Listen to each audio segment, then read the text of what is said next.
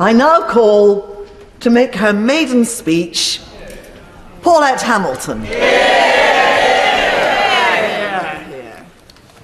Today I stand, Madam Deputy Speaker, and it's also an honour to follow the member of Thurrock. To thank you for giving me the opportunity to make my maiden speech. I can only say how proud I am to be a Brummie today. I am overwhelmed but privileged to be standing here today in this great institution.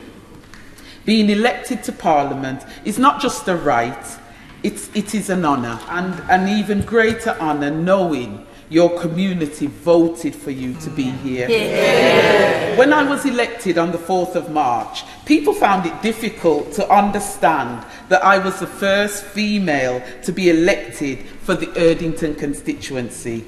They were even more shocked to learn that I was the first person of African and Caribbean descent to be elected as a Member of Parliament in Birmingham.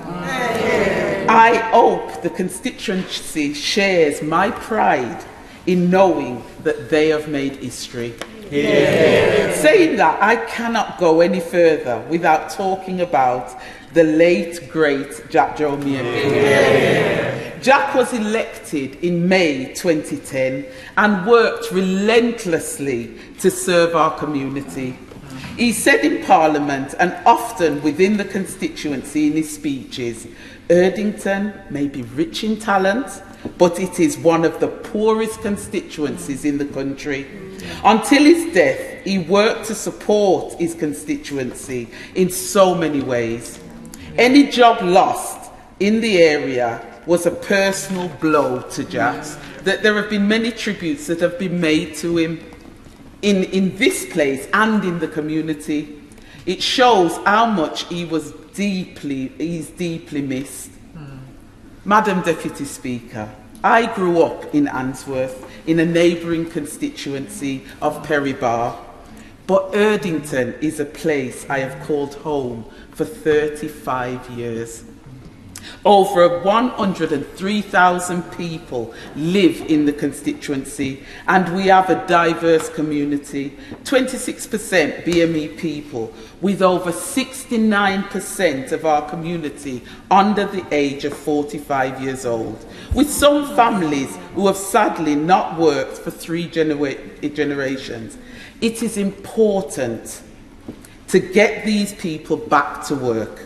We need to invest, instill confidence, give opportunity, and build aspirations into our young people. I am looking forward to being involved with debates relating to people living with mental health issues.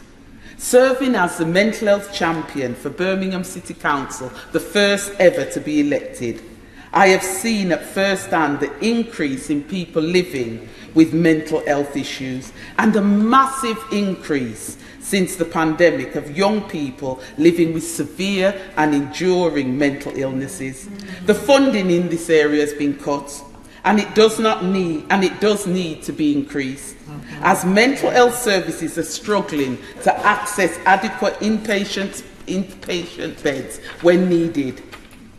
In Erdington, the community has also seen an alarming increase in the houses of multi-occupancy, where we have the second highest number in the city. My constituency needs to see an urgent change in legislation to ensure poor, unscrupulous landlords are punished, fined, and removed from the market if they fail to comply with the rules that are designed to protect residents. These are just some of the many issues that I will be raising on behalf of my constituency, as I heard time and time again whilst out campaigning. My children were born in Erdington, and some of them are up there. I am so proud. They went and they went to Erdington schools, of which we have over 40 in my constituency. I have 40 schools to visit, and I promise I will be visiting all of them. But listen to the point. I know I will feel at home when I do, because arriving in Parliament after a by-election has truly made me feel like the new girl at school. My husband opened his first shop on the Slade Road in the late 80s, in an area where the high street was dying.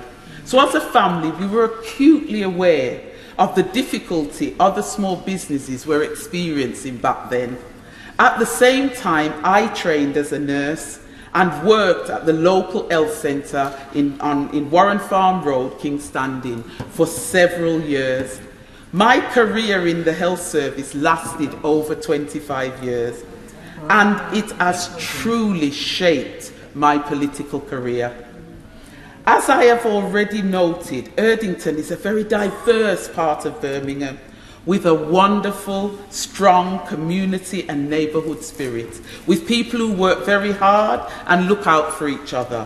One day you could be celebrating Eid in Stockland Green, or Vasaki in the local Gurdwara, or you could be working with our strong Irish or African Caribbean community to celebrate the Good Friday walk along the High Street.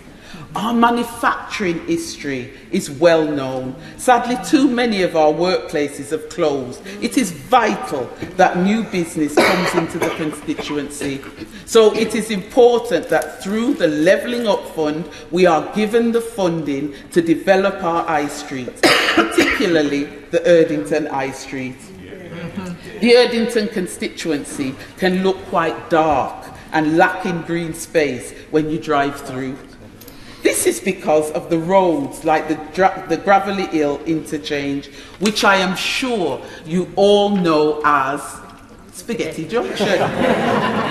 But if you can look more closely under the Spaghetti Junction, and Gary will tell you this, you can walk along some of the most beautiful canal walkways in the country.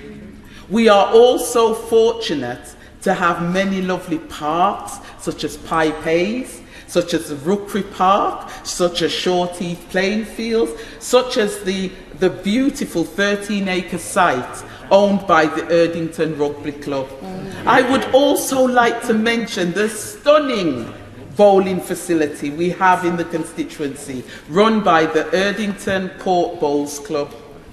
The Brookvale Lakes, the Witten Lodge Lakes, where residents do duckling watch to ensure we preserve the natural beauty of this area is truly incredible.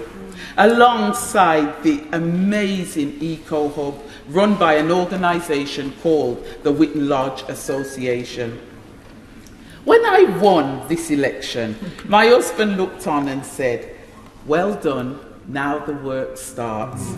How right he was. After receiving over 2,000 emails plus sacks of mail in my first month, I am under no illusions that the role of an MP is many things to many people.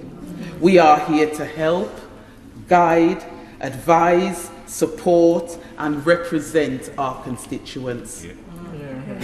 I want to thank the people of Birmingham Erdington for putting their faith and trust in me.